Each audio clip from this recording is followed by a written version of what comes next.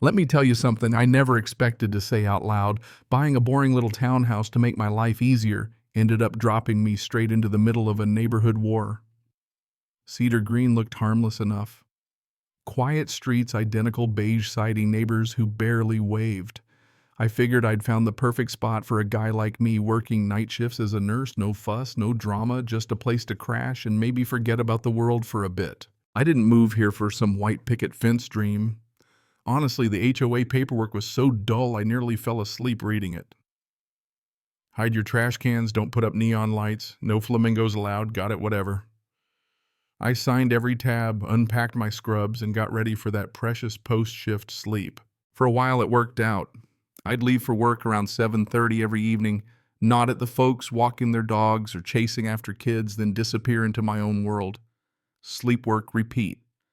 Cedar Green was supposed to deliver on those two things, peace and predictability. But then out of nowhere, I come home after a long night and see this blazing orange envelope taped to my front door. Notice of violation. My name, my address, and a $200 fine for what curfew breach. I literally laughed. Curfew? What is the summer camp for grown-ups?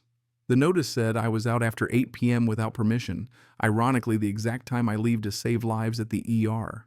I rifled through my stack of HOA rules and surprise, surprise, there's nothing about curfews. No mention, not even in the fine print. Figured it was a glitch, maybe some paperwork gone wrong. Next afternoon before I passed out for the day, I stopped by the HOA office, which felt more like a grandma's living room than a place for neighborhood business. That's where I ran into Norma Haskins, all proper and sharp-eyed, like she'd been waiting her whole life to catch someone breaking the rules. I explained calmly, showed her the notice, told her about my job. She didn't even blink. That's the rule now. Curfew was passed 3 months ago, 8 p.m. Exceptions available if you apply or maybe try switching shifts. She might as well have told me to quit breathing after sunset. When I asked where this rule was written down, she smiled that patient, condescending smile. It was added after you moved in, for the good of the community. Right. I left with a headache and an unpaid fine. Next morning, another envelope, then another, day after day, $200 each. 2 weeks in, my counter looked like a calendar for bureaucratic spite, each envelope lined up in order.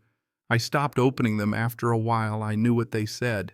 I figured if they wanted to play these games, I'd play too. Sent a formal letter to the HOA, told them the rule was unconstitutional. Not in my agreement, demanded they wipe the fines. Sent copies to everyone, Norma, the board, even the HOA lawyer. Got a letter back, thick paper, fancy font, pay, or we'll put a lien on your property. Norma's signature like she thought she was the sheriff and the judge. So I called a real lawyer.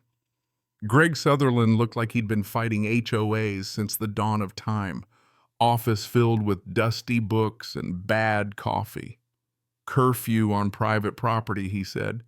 Not a chance. They can't do this. But he warned me might take months and they'd keep piling on pressure trying to make me crack. I didn't. I kept working. Bought a cheap file cabinet for the flood of threats, put a camera over my door and braced myself. That's when things got weird. The HOA started putting up compliance reminders, even drew cartoons of a guy sneaking around after dark. Neighbors whispered, "Some people just can't follow rules." I smiled the way I do for patients who think Tylenol is a government conspiracy. Then came the cars. One night I spotted a black SUV across the street. Windows up, headlights off. I step outside, window rolls down. Curfew in 10 minutes, some dude calls out, voice dripping with smug. Next night, different car, same 2 guys following me to the gate. Flashlights in my face yelling curfew breach. It got under my skin, not gonna lie. I filed a police report. Didn't expect much, but wanted it on record. More cameras went up, footage stored in the cloud. The 2 enforcers started switching cars, sometimes even a moped, all dramatic. They thought they were in a movie, I guess. One night I get a ring at midnight. Nobody there, just a rock on the porch engine peeling away. My camera caught Curtis, one of the 2 grinning for the lens. Dropped it off at the police. No real response. Friday night running late for a shift. Door cam alerts SUV in my driveway. Curtis and Wayne blocking my car. They crossed their arms, made a show of it. "It's curfew," Curtis said. "We logged your violation." Then he flashes a brass knuckle illegal here, but hey, intimidation counts, right? I set my bag down, stayed calm. "Move." Wayne steps up, breath like jerky. "Make us." He lunged. I stepped back. He hit the car. Curtis swung. I ducked, hit him in the ribs. Wayne tried again. I shoved him into my car. His head thunked the glass. Curtis tried the brass knuckle. I knocked it out, scooped it up, called 911, kept everything on video. Cops showed, fast saw the footage, my scrubs, the weapon bagged.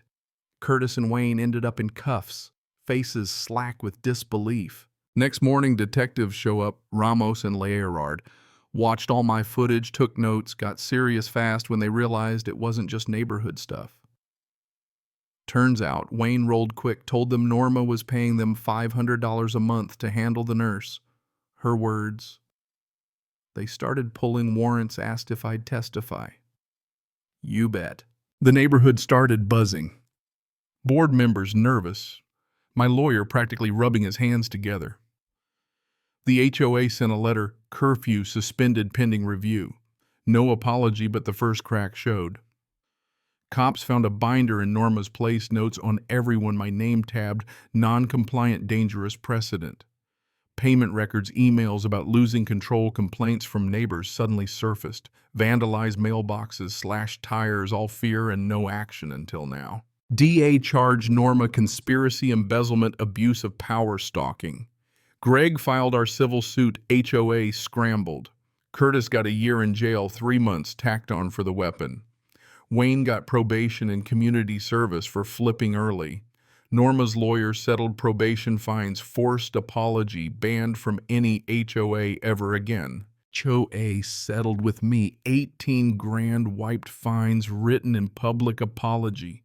Greg said the case would show up in law journals. Not what I asked for, but maybe what people needed.